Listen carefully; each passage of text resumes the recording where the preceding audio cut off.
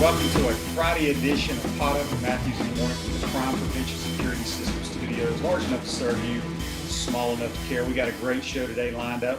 PGA Tour player. I guess he's a former PGA Tour player. Now he's on the senior tour. Chris Dimarco. Second portion of the program will be joined by Larry Vettel, talking Gator sports. But let's go right to the Titan MR hotline, and we're joined by Chris Dimarco. Good morning, Chris. How are you?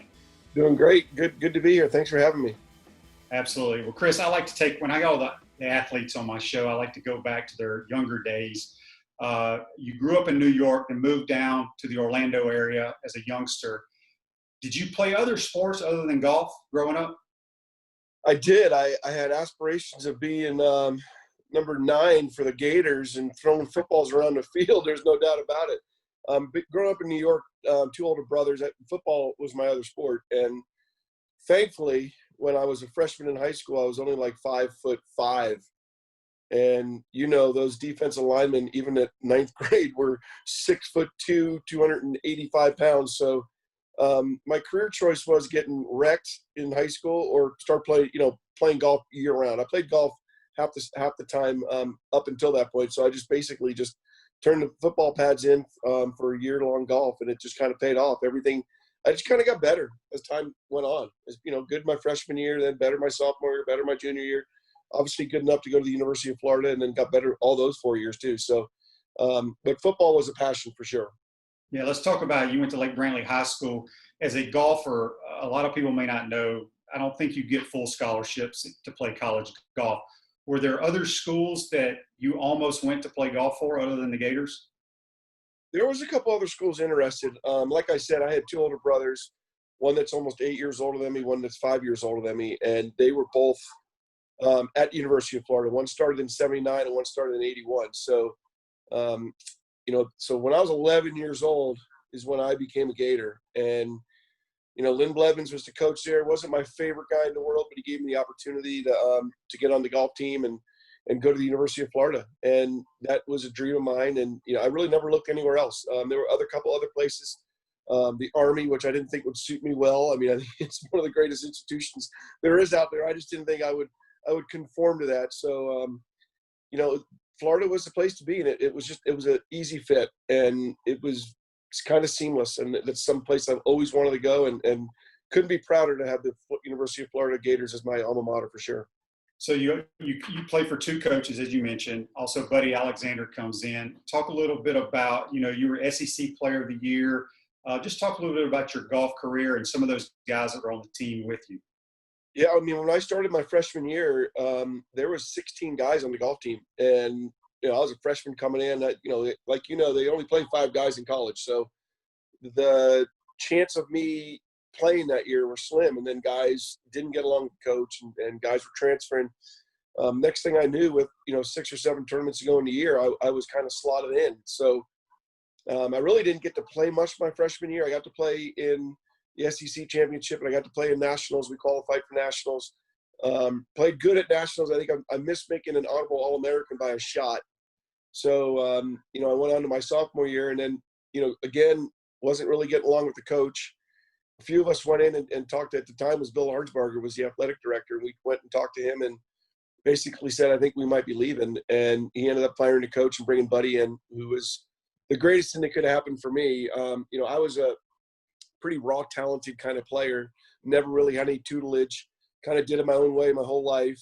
And what was great about Buddy is that he saw that, and he never really tried to change that part of it, but he could see how immature I was on the golf course, with, golf course management and, getting angry out there. And, it was amazing to learn about golf. I mean, he taught me the game of golf. I knew how to play. I mean, like anything else. I mean, you know how to throw a football. I know how to swing a golf club. It's just something that was kind of innate in me. And,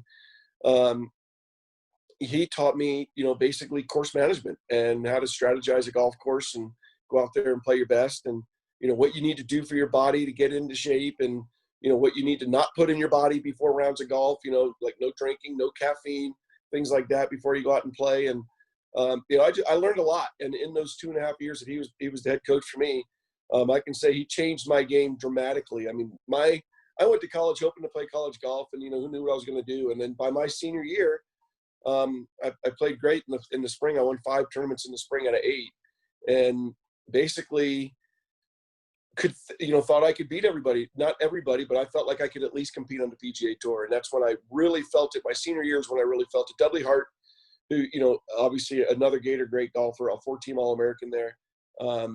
Him and I always kind of battled back and forth. We had a very respectful, competitive game. We never really he was the only one I didn't gamble with in college because he's the only one I felt like I could lose to. So, Dudley and I had a very respectful admiration for each other. And we talk about it to this day. Dudley made me a better player because Dudley was way more technical, liked to hit balls, liked to practice.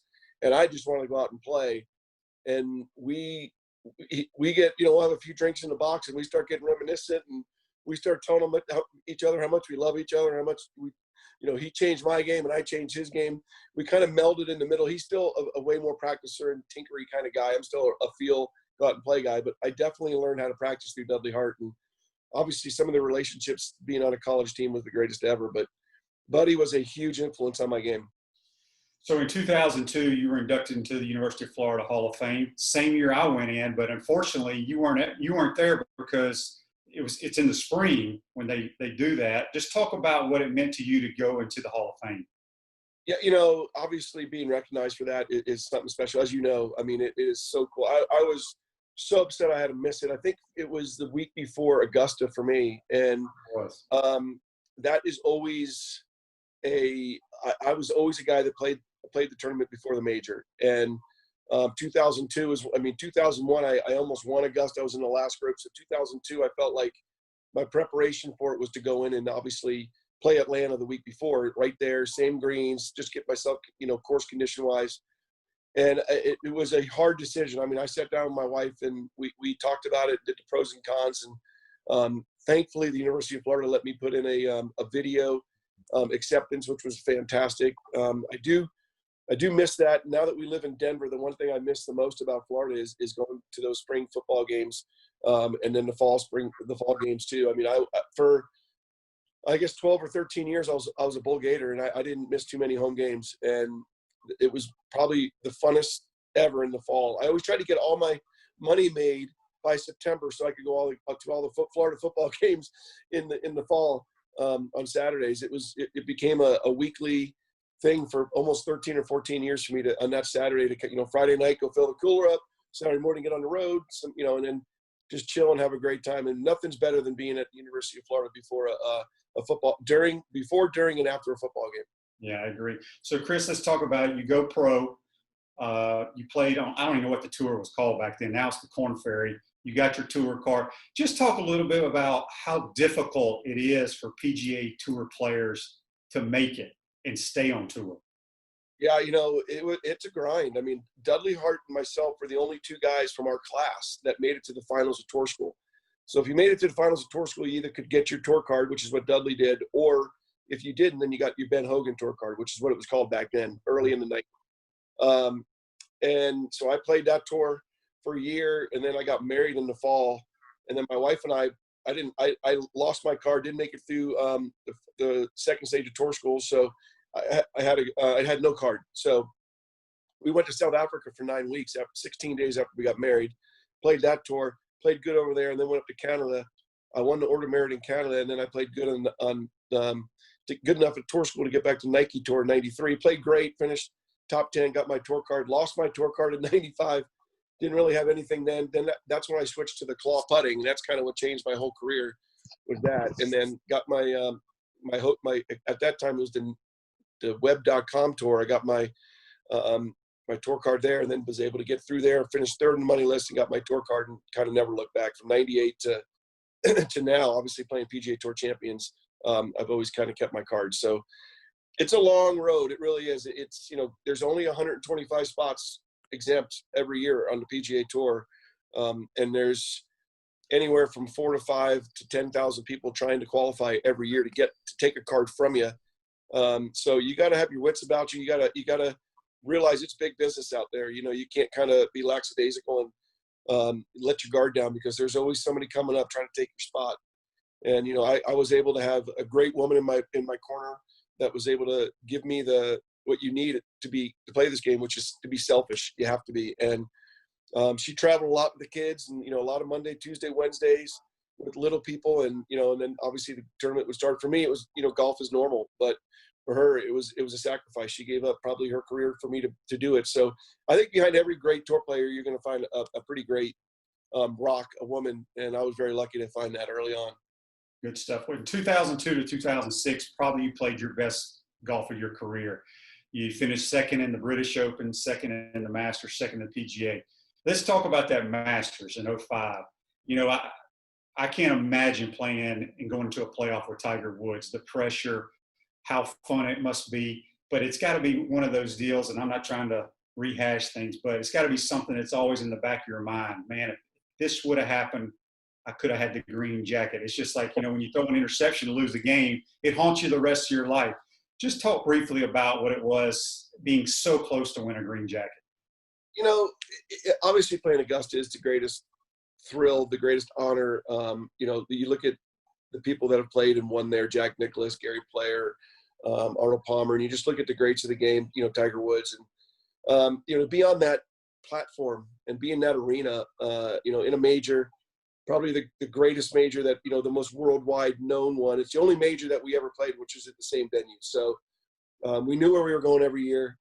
To be in that position, I was playing my best golf. I played in the finals group the year before with Phil, watched him win. So learned a lot from watching him win that day. Once I realized I couldn't win, I kind of took a back seat and watched how he did it and realized, it's not going to fall into your lap. You're going to have to go get that green jacket. So I watched Phil go out and birdie 5 of the last 7 holes to win that green jacket. And for me, I was, it was a weird week that week because we had a lot of rain delays and we had to finish up.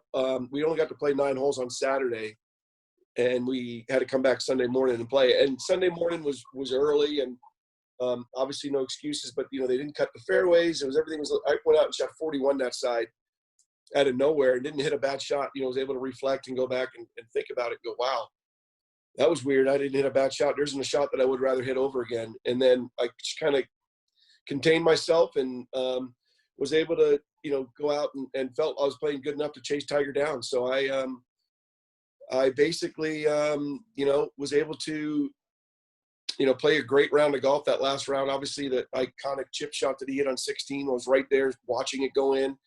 But, Tiger, I was always under the assumption with him that he was better than me. There's no doubt. I mean, he just had better shots than me. He was a better thinker than me. But on any given day, he never intimidated me. He never scared me.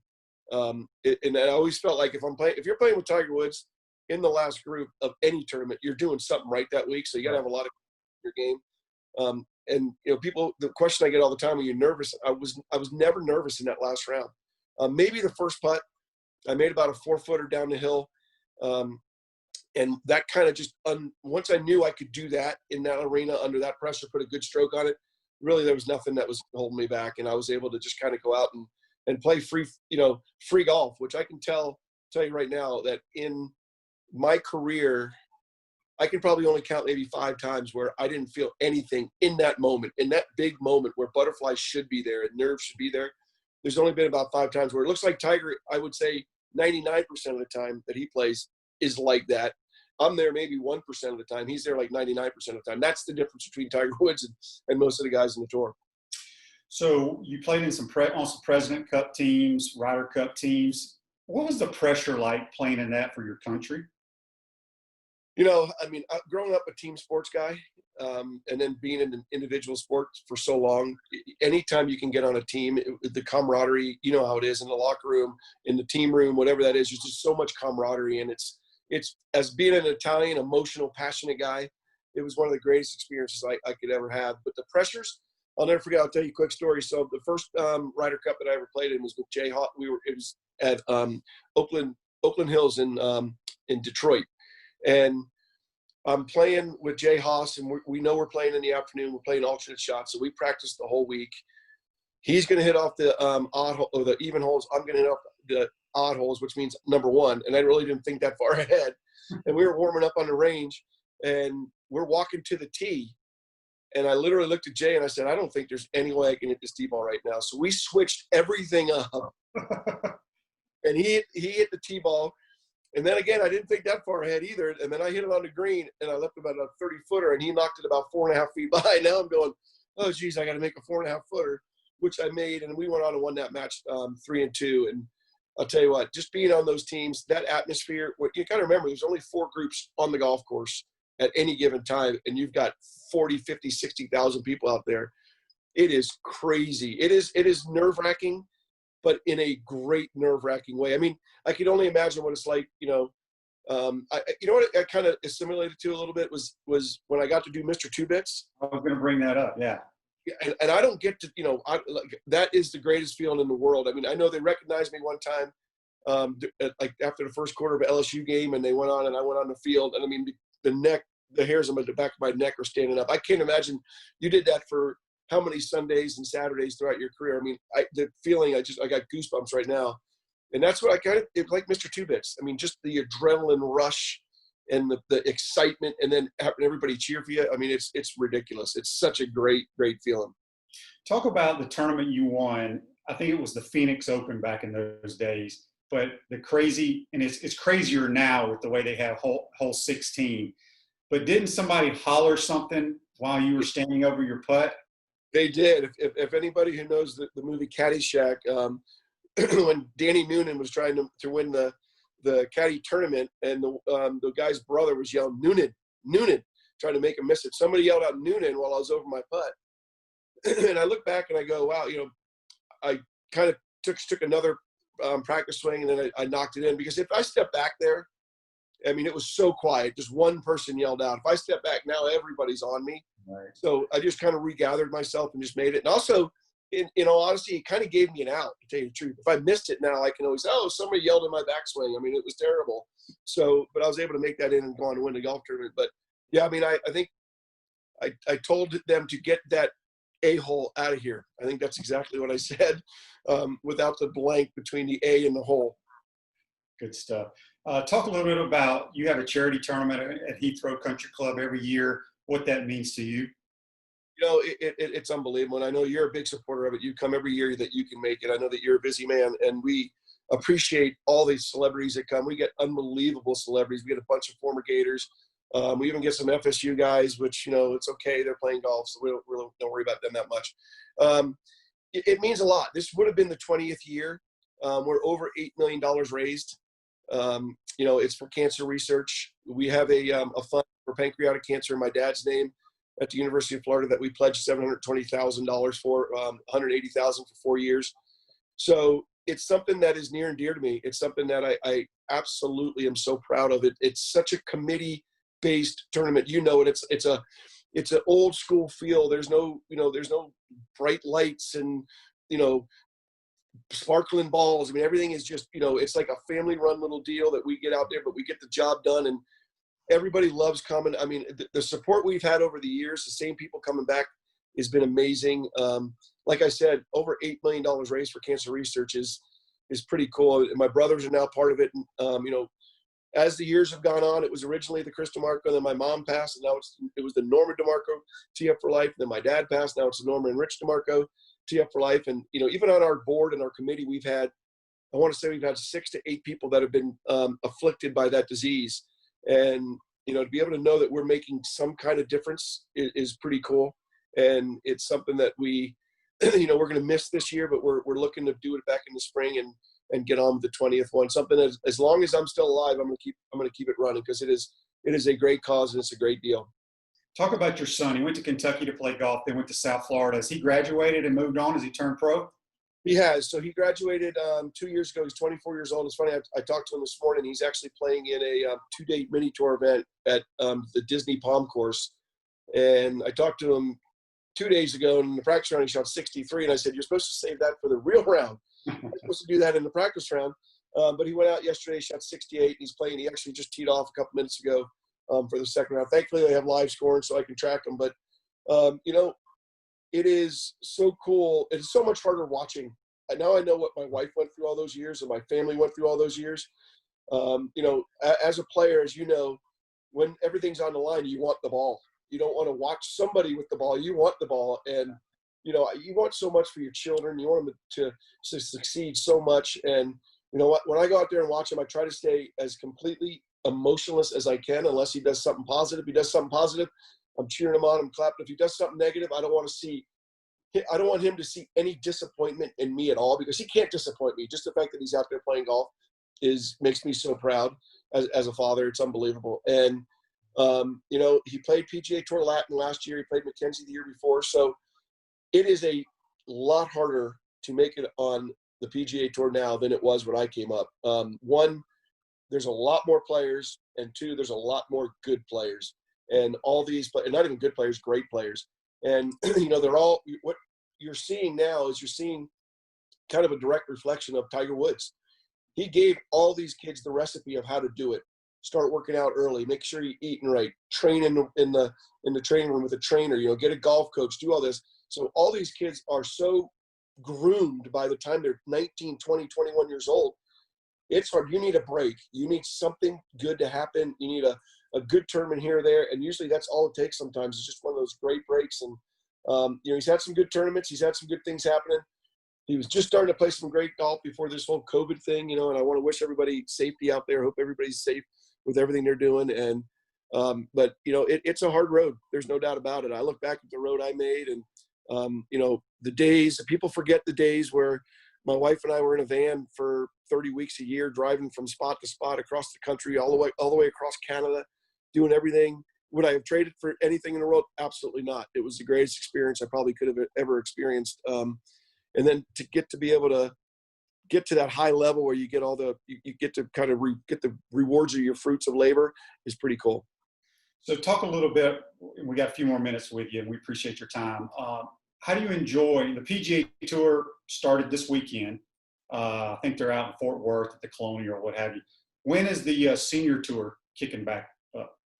So what they've done this year, I played 4 events this year. We've had 5. We have 13 left. So we start at the end of July. We go to Flint, Michigan, and then we have a week off, and then we play 10 in a row, and then we have a week off, then we play 2 in a row. All the playoff events this year are all going to be full field events, so give guys opportunities to play. And we're just going to combine the 2020 and 2021 season and make one big, long Charles Schwab Cup. So it's going to ultimately, for me, probably be a 44 week year combined. So I'm looking forward to it. You know, living out here in Denver now, we were fortunate enough to join Cherry Hills Country Club, and I've been playing golf there.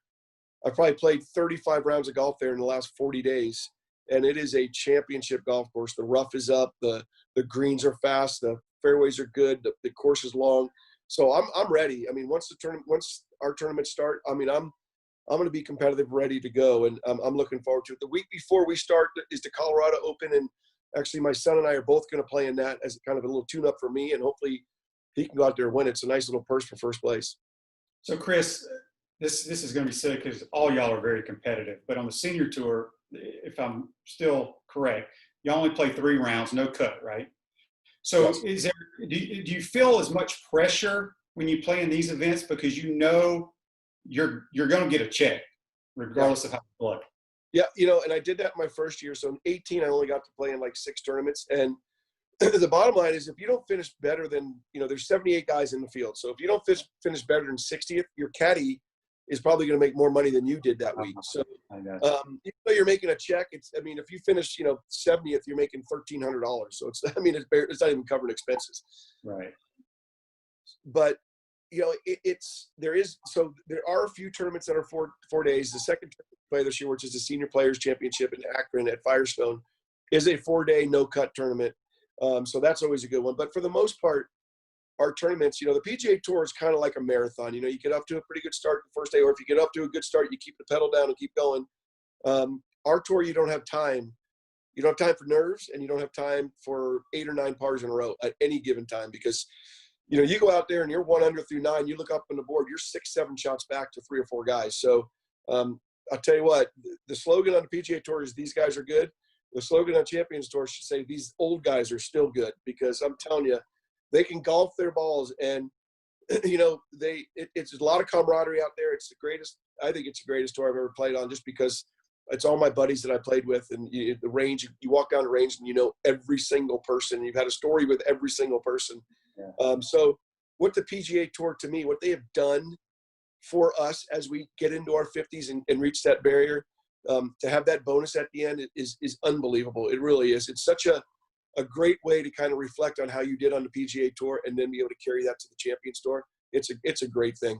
You know, one of my favorite things when I played in the NFL, every year I got invited to the Upper Montclair Country Club. It was the NFL Cadillac Classic with the senior tour.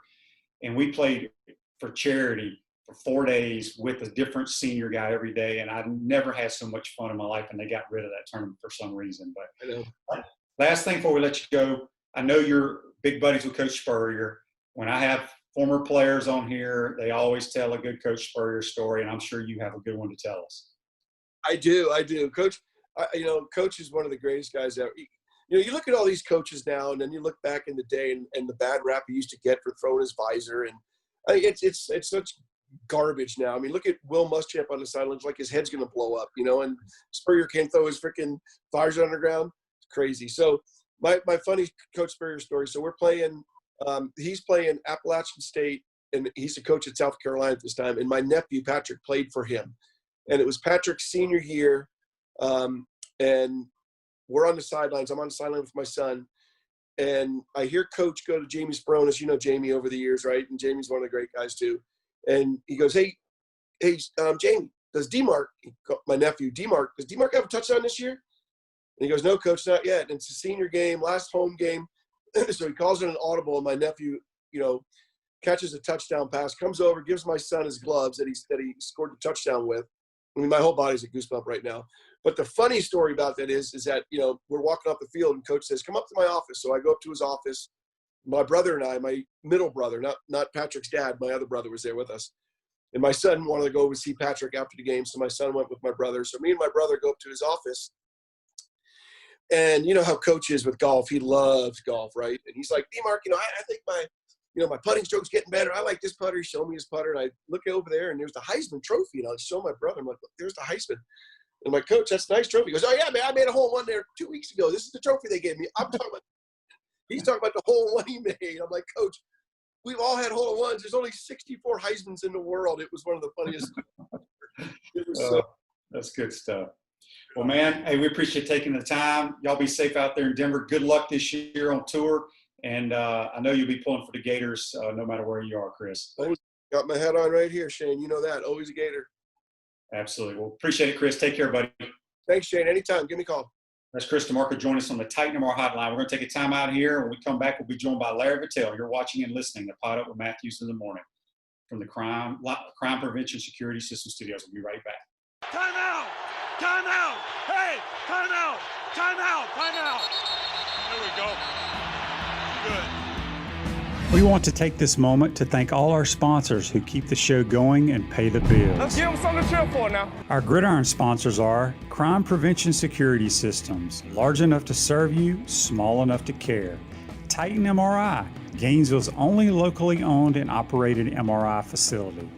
The Best Restoration, Masters of Disasters. Pound Hurt, your preferred personal injury attorneys. Peachland Dental, Gator fans' first choice for dentistry in Port Charlotte. Bob in trouble, gets ready to throw. Big hit. Our touchdown sponsors are Campus USA Credit Union, Celebration Point Town Center, The Digital Mortgage Guy, Adams Ribs, Gator Dominoes, Celebrate Primary Care, Center State Bank, Gator Bait Media, Davis Gainesville Chevrolet, Miapa Latin Cafe, Gators Dockside, Aikido America Martial Arts and After School, Doreen Weeby Realtor, Caldwell Banker MM Parish, Radware, Wrap Spot, and Style Cuts. If you are interested in promoting your business on this show, you can visit our website, potupwithshane.com, and click on the advertise button or call Freddie at 352-284-3733. Again, thank you for all the great businesses that support the show. Please remember, if you like what we are doing here, thank our sponsors and support the businesses that support us. He's looking, still looking. He's going for the end zone. He's got a touchdown! Welcome back to Pot Up with Matthews in the Morning from the Crime Prevention Security System Studios, large enough to serve you, small enough to care. I want to thank Chris Dimarco for joining us. Hey, folks, Celebration Point is where the Gators come to celebrate with premium brands like Bass Pro Shop, Palmetto Moon, Skechers, Starbucks, The Keys Grill and Piano Bar, Select Shades, Regal Cinemas, coming soon the HBC's new restaurants, Spurrier's Gridiron Grill and Visor's Rooftop Bar. We will see you at Celebration Point, where the Gators come to celebrate. We're going to go back to the Titan MR hotline now. We're joined by a very familiar voice and face that saw a lot of celebrations here at the University of Florida, Larry Vettel. Good morning, Larry. Welcome. Hey, Shane. How are you? Good to see you again. You too, man. Really do appreciate you getting up this morning. You're up in New York City now. How's the weather up there? What's life like in New York City in these crazy times? You know, Shane, I moved up here about 5 years ago, had done everything I wanted to do in Gainesville, or at least everything I was going to get to do. So just a whole different life out of the media and such like that. And it's weird because I now live in the largest ghost town in America because with the pandemic and the lockdown and all that, all we see are guys with masks. It's like the Wild West in a way. Very few people on the streets, and everyone on the streets is wearing a mask. So it is somewhat surreal. My wife works from home. I go to work. So that's a little bit different. But we're getting through it. It's 85 today, and it's sunny, and that's not bad. Yeah, Beat 97. Let's talk about young Larry Vettel back in the day. I was reading where, down in South Florida, what got you into broadcasting? I think you were the play-by-play guy of a baseball team at like age 15. I was not quite. I was actually the public address announcer for the Port St. Lucie Little League. And I started at age 13 when I was not old enough I was too old to play Little League and I was too bad to play Babe Ruth ball. So it was kind of like I started doing it then. I grew up as a Yankee fan. And I was going to be the next Mickey Mantle. The only problem is the only thing I had in common with Mick is I struck out a lot and I had bad knees. So really started an interest in broadcasting when I started doing those public address announcements. For my 15th birthday, I got Red Barber's book, The Broadcasters. And in that book, he had a whole chapter about us for aspiring broadcasters, including calling attention to the Red Barber Award at the University of Florida. And I read that chapter and I decided I'm going to go to the University of Florida and win the Red Barber Award. And I did in 1981. That's good stuff. Let's talk about once you graduated from the University of Florida, you got into broadcasting, sports talk radio back in those days when it is not what it is today. Yeah. And you started basically Sports Scene, which is still running with Steve Russell here in Gainesville, back in 1990 when the head ball coach got here. Talk a little bit about how that all worked. It was in the mid-'80s, WFAN was established in New York as the first all-sports station. And everyone said, oh, you couldn't do an all-sports station. There wasn't enough interest. Yeah, you could. And so I convinced the then general manager, Bob Leach, who I worked for, to experiment with it. And so we established a show called Otis Boggs Football Fridays. Otis is the former voice of the Gators, still at the radio station. So we're talking mid-'80s, and we did basically a half hour on Fridays, but 12:30 to 1, just Otis and me and callers talking about the upcoming Gator games or what have you. That was doing well, so we added Mondays after a year or so and started calling it Sports Scene because Otis didn't want to do 2 days a week. And then Otis left the radio station and Sports Scene then grew. And when we finally went daily, which was the first fall, you were the Gator quarterback and Steve Spurrier was the head ball coach. We went daily from 12:22 to 1 o'clock. It was 38 minutes. And by the end of the year, we had 18 minutes of advertising in the 38-minute radio show.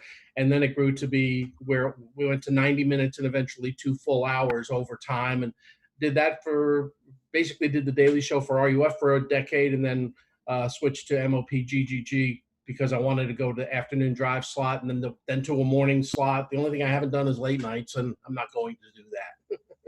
Talk a little bit about you saw Florida football before Steve Spurrier got there in 1990. Well, I mean, we all kind of know what the difference was, but just the transition before Spurrier to Spurrier, what you saw. Well, the first sports event I ever covered was Doug Dickey's firing. It was in a classroom in the stadium. It wasn't a big deal press conference. There were about 12 people there, including Steve Russell. And he brought me along. I hadn't done any sports, but I went along and had a recorder and such. And then Charlie Pell came in, and Charlie was old school, line up, 28 toss all day long. We're going to win with power. We're going to win in the trenches.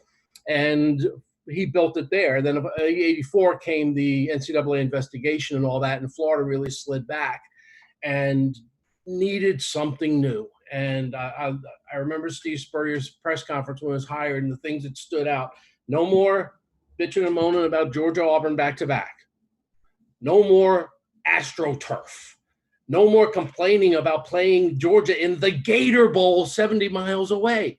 And he just took all the excuses and flushed them. They were gone because he set that tone on that day. And I said, this is going to be fun. And then spring practice came along, and that was a lot of fun. And I said, this is going to be wild because no one in the SEC threw the ball except Vandy because they couldn't run the ball against air. So it was a whole different – the transition was fascinating. And, we both know John Cornell really well, right? Yes. That fall on Media Day, JC, who was the TV sports anchor at Channel 20, asked every media guy for a prediction.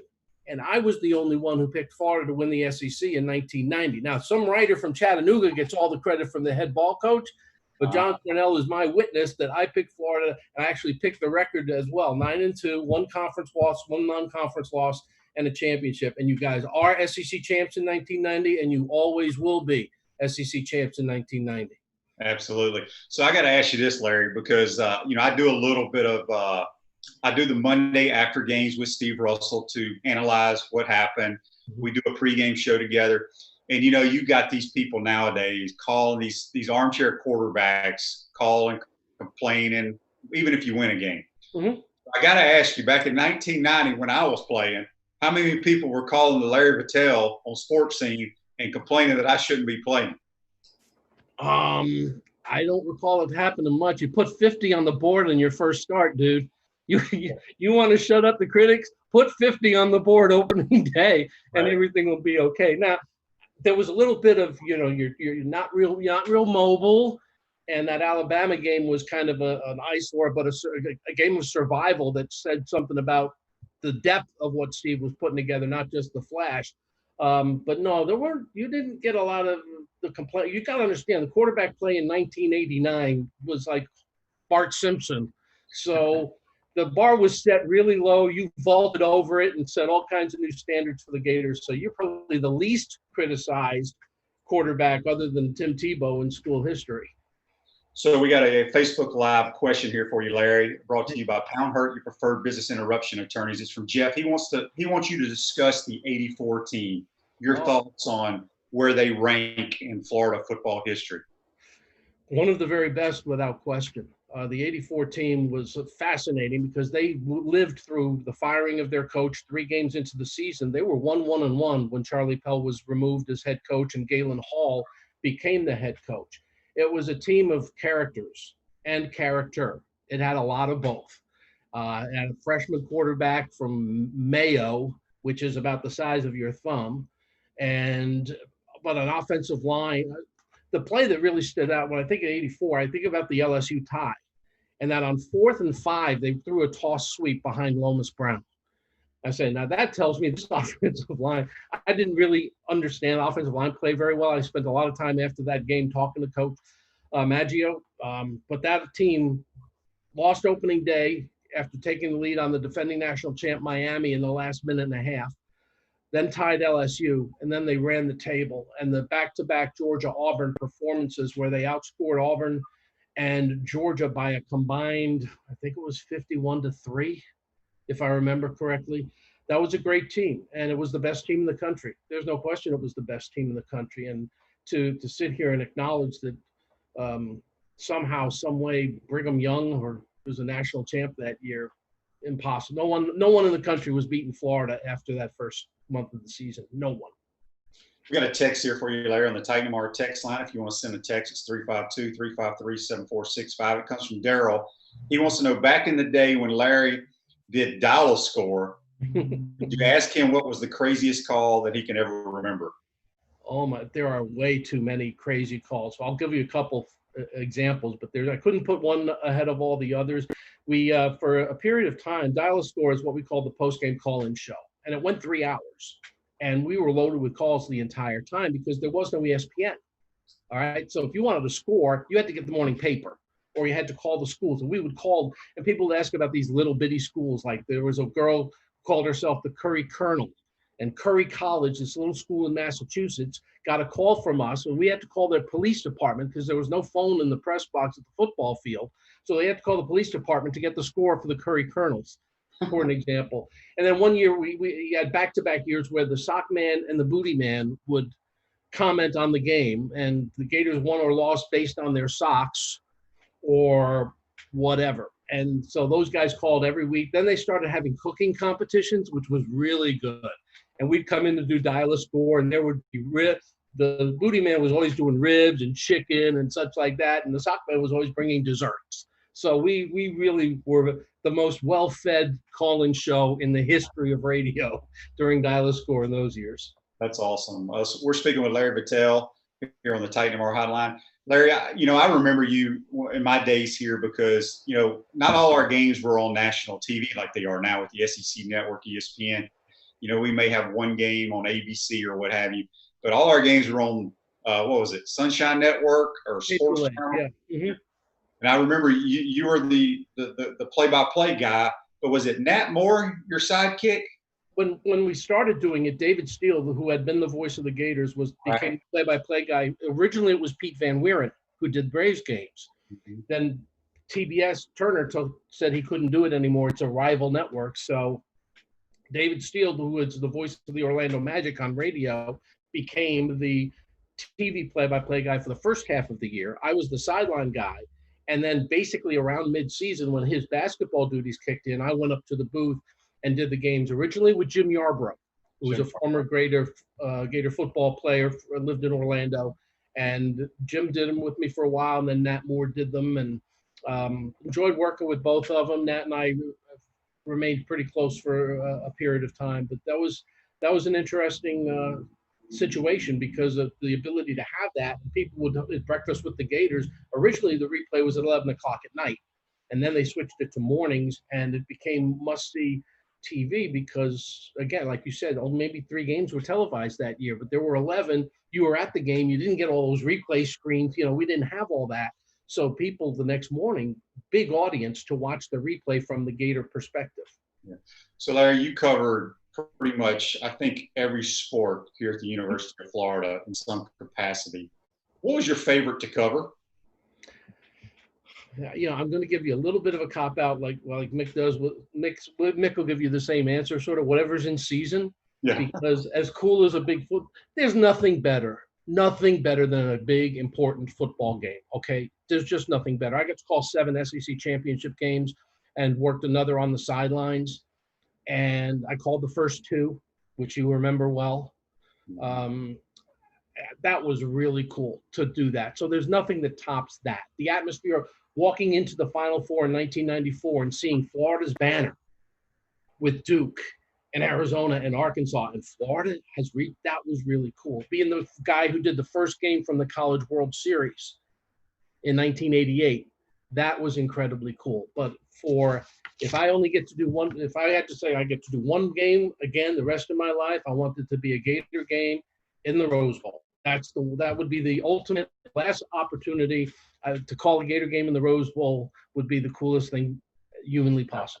That would be great. Todd has a question for you here, and you kind of mentioned a few things. Brought to you by Pound Hurt, your preferred business interruption attorneys.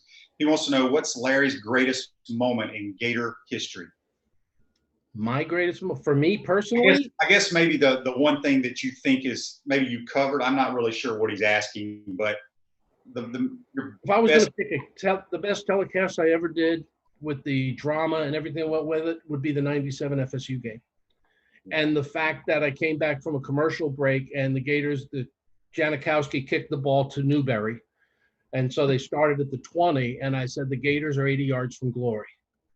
And I said, and we're doing it live. So someone called me the next day, Monday on the show, and said, you did that voiceover, didn't you? I said, no, I did it at the moment because they were moving the ball well, and I thought they had a shot to get that score. Of course, they scored in 3 plays, and everyone was worried that Thad Busby had too much time on the clock. But if I would go for football, that would be probably my number one. And for baseball would be the 88 regional final in Tallahassee when Florida earned its first trip to the College World Series. Another Facebook Live comment here brought to you by Pound Hurt. Michael says, always enjoyed your play-by-play, Larry. Was able to say hello to you at the Cracker Barrel after the Auburn game in the 90s. I'm sure you remember that, right? Yes, actually, that was not unusual at all. I always liked to spend the night in wherever we were and drive back in the morning. I was not a big believer in drive, because I drove to most road games because it was convenient to do so. It is not at all unusual for me to see Gator fans on the road between Nashville and Gainesville, Auburn and Gainesville, Knoxville, because I would drive to Knoxville because I could bring more of my crew with me. And yes, when we stopped, we would invariably meet Gator fans in the restaurant. Sometimes I'd get recognized, sometimes I wouldn't, but I remember it happening quite a bit. Larry, I believe in 2015, Gainesville made the Larry Vettel Day, something along those lines. City of Gainesville, I got a proclamation. Yeah. How cool was that for you, and what did that mean to you? It was very surprising. I knew the mayor pretty well, but I didn't know that it was happening. My wife convinced me that Ed wanted to see me before we left, so they had a commission meeting. So I didn't know anything except I was going to go see my friend to say goodbye before we left town. I think it was like 4 days before we left, and I walk in and there's all these other people that are friends of mine, including Bill Koss and many others, Bill Cervone, etc. And Bill Koss says, "There's the man of the hour."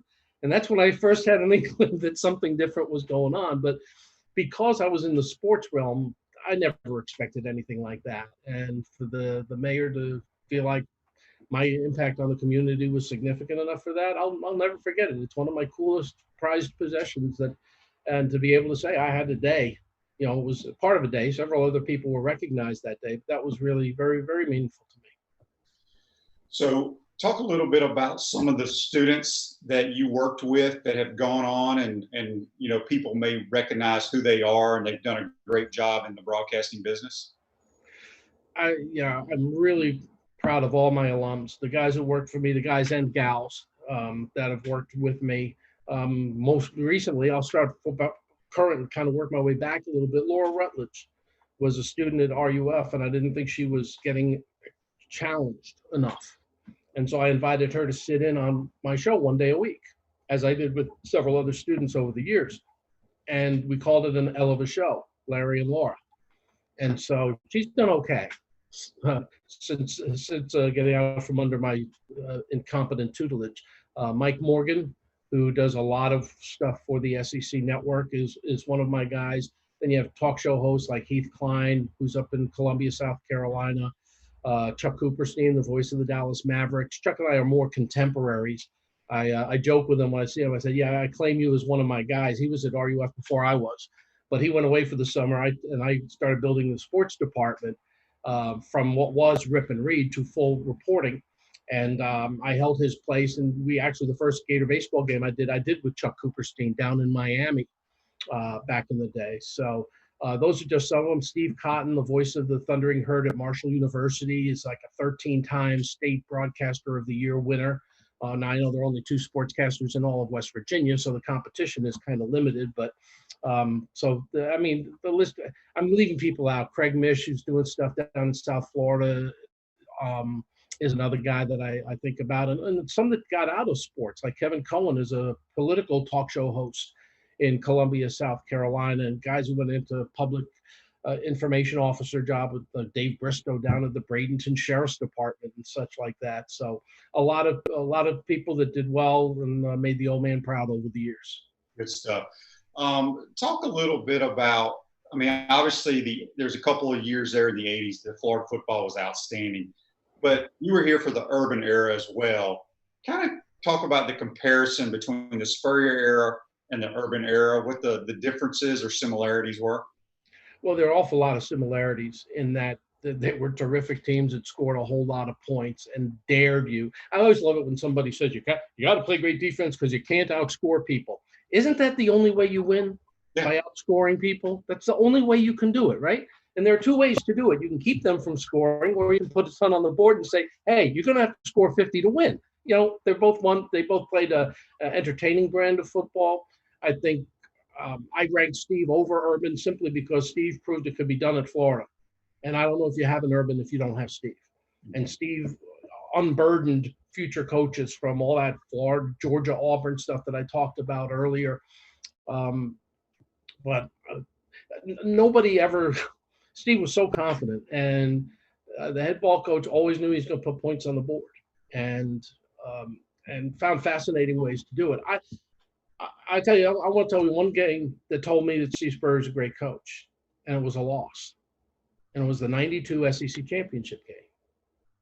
And going into the season, a lot of people picked Florida to win the SEC East. And as you know, you graduated 8 of your 9 linemen. So, I mean, they didn't have shorts. They had diapers up front on both sides. And Spurrier actually joked when they came out, they were picked 6th in the nation. And he said, well, I guess they think you don't need linemen anymore, something like that.